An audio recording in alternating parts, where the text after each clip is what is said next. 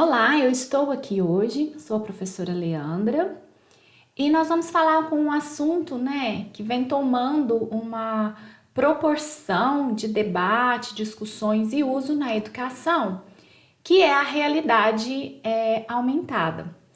O uso das tecnologias na educação é um tema que vem sendo bastante discutido, debatido. Existem opiniões muito favoráveis, existem opiniões contra. O que a gente tem que deixar bem claro é que o uso da tecnologia, ele não necessariamente ele é para uma imposição de uso à escola, ao método. E sim, entendermos que a tecnologia ela é uma ferramenta de trabalho. Então é muito importante atrelar a metodologia que você vai usar a uma ferramenta que é a tecnologia.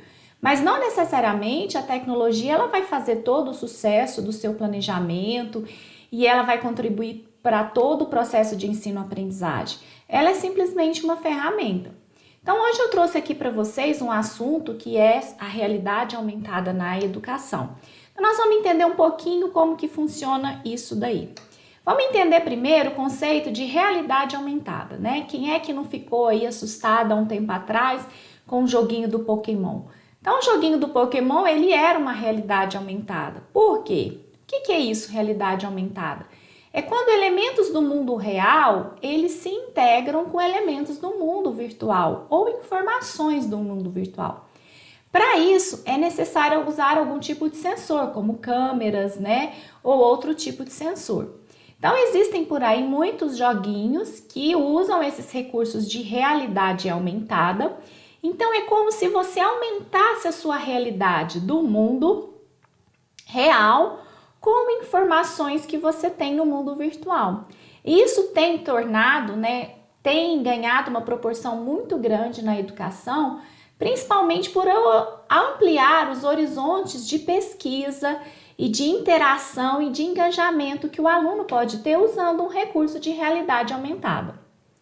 Então, qual que é o cenário que a gente tem hoje? Cada vez mais nós vamos entender que o uso de dispositivos móveis, e quando eu falo dispositivos móveis, eu estou falando de celulares e tablets, cada vez mais há um aumento desse uso, principalmente para acessar plataformas sociais, jogar e estabelecer conexões com seus amigos e com os parentes.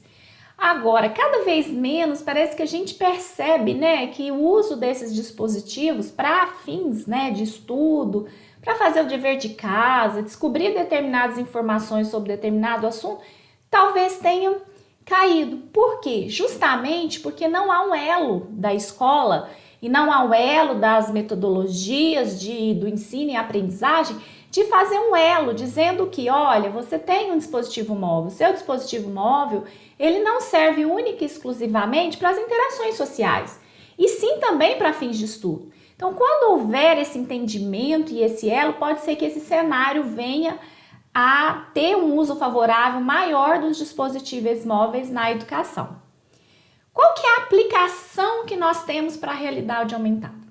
Às vezes, você tem alguns conceitos muito difíceis ou abstratos para você ensinar e que isso talvez exigisse de você mecanismos mais concretos para que você pudesse explicar esses conceitos. Vamos a um exemplo clássico aí, quando você vai falar em figuras geométricas tridimensionais, como as pirâmides, por exemplo. Às vezes você não consegue, numa estrutura aí de uma imagem, num material didático, ou às vezes num vídeo, você às vezes não consegue explicitar muito esse conceito.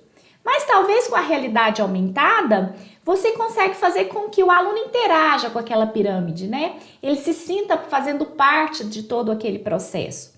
Com isso, você pode conseguir um engajamento e uma interação, porque nós temos muitos jogos educativos com o uso da realidade aumentada. Um outro exemplo muito claro de usar-se a realidade aumentada é a descoberta e a aprendizagem.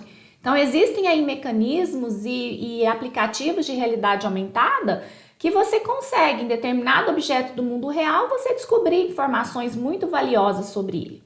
E tem sido usado também na engenharia, na arquitetura, para modelagem de objetos, né? As famosas maquetes aí, hoje elas já são possíveis, né, de serem projetadas com os recursos de realidade aumentada.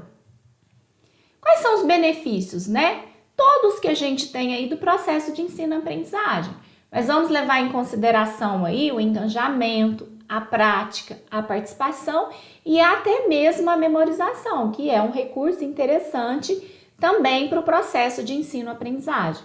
Então, a realidade aumentada, ela é um conceito, ela é uma técnica, que existem ferramentas por aí, sejam aplicativos, sejam jogos, sejam softwares, que vêm apoiar o seu processo pedagógico. Mas entendam bem que isso é simplesmente uma ferramenta.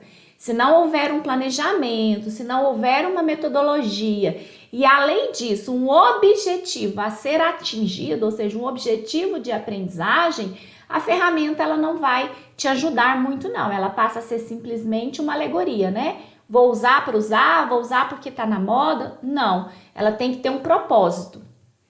Bom, então nós temos aí, às vezes devem estar se perguntando, né? E realidade aumentada, virtual, eu já vi essas duas coisas. Então, quando a gente fala de realidade aumentada, é quando o seu universo, né, real, o seu mundo real, ele vai interagir com o mundo virtual. Muito para a busca de informação, né, para trocas. Já o virtual é também uma interação do mundo com o mundo virtual e não necessariamente com o mundo real.